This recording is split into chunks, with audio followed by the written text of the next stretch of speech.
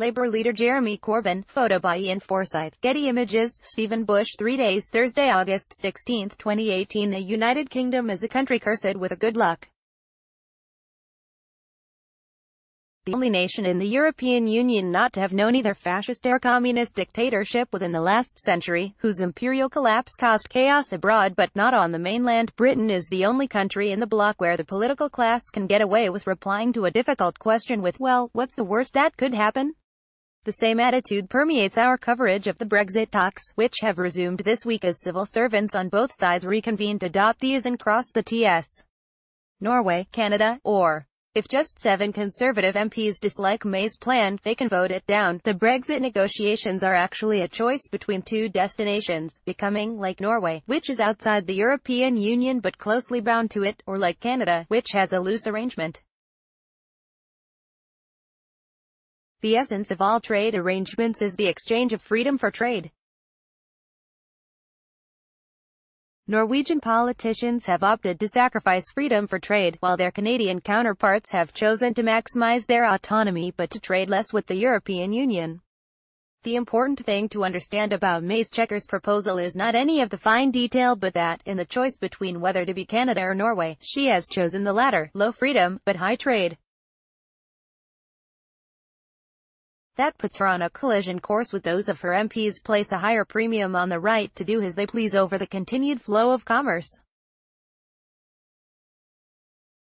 Any deal that May strikes has to not only command the support of her fellow heads of government in the European Union but requires a majority in the House of Commons.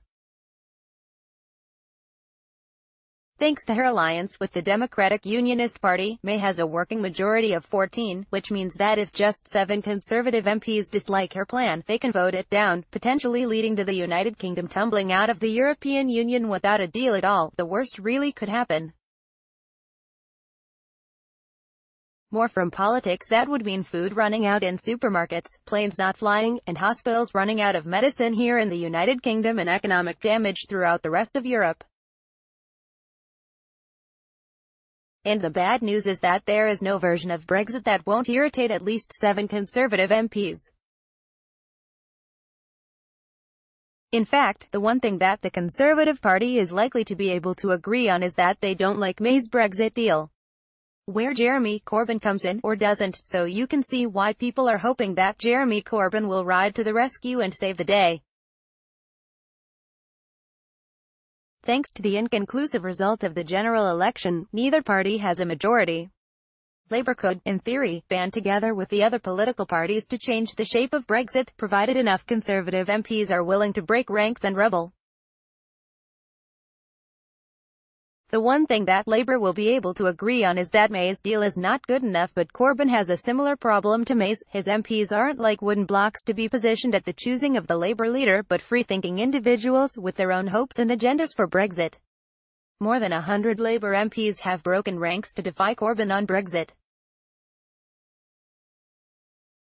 Of those MPs, around 8 in 10 have done so to make Brexit look more like that close relationship like Norway's, but 2 in 10 have rebelled to make Brexit get that bit closer to Canada. So there is no choice Corbyn can make to shape Brexit, as he doesn't have enough support for either version.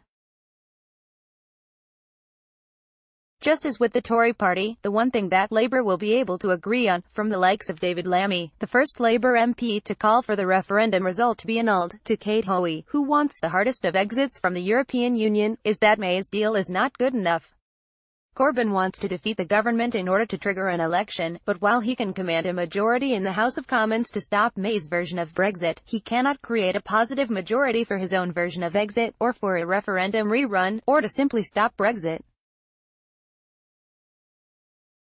There are not enough votes in Parliament for Britain to become Norway, or Canada, which means the only option at the end of the Brexit talks is catastrophe. So why aren't we more worried? Why is the press so calm? Why are most people switched off from the Brexit talks? It comes back to Britain's historical good fortune. We're not a country where things have ever turned irrevocably for the worse for a significant period of time, so we think that the same will apply this time around. But the thing about luck is that it tends to run out. Stephen Bush is special correspondent at The New Statesman. @StefAnk